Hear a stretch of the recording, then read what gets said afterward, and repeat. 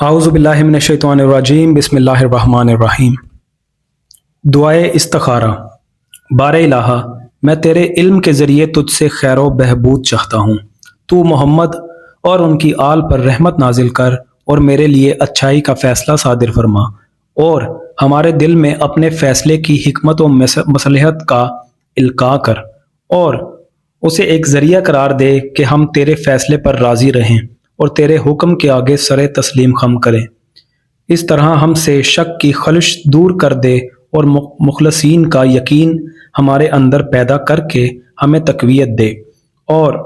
ہمیں خود ہمارے حوالے نہ کر دے کہ جو تو نے فیصلہ کیا ہے اس کی معرفت سے عاجز رہیں اور تیری قدر و منزلت کو سبک سمجھیں، اور جس چیز سے تیری رضا و وابستہ ہے اسے ناپسند کریں، اور جو چیز انجام کی خوبی سے دور اور عافیت کی ضد سے قریب ہو اس کی طرف مائل ہو جائیں۔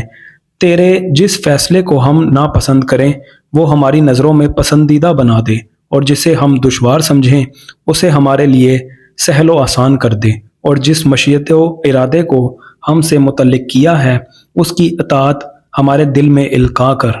یہاں تک کہ جس چیز میں تو نے تعجیل کی ہے اس میں تاخیر، اور جس میں تاخیر کی ہے اس میں تعجیل نہ چاہیں، اور جسے تو نے پسند کیا ہے اسے ناپسند، اور جسے ناگوار سمجھا ہے اسے اختیار نہ کریں، اور ہمارے کاموں کا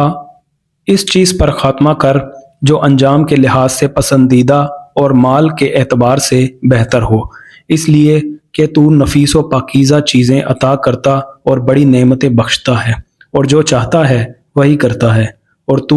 ہر چیز پر قدرت رکھتا ہے۔ بے شک۔ آمین۔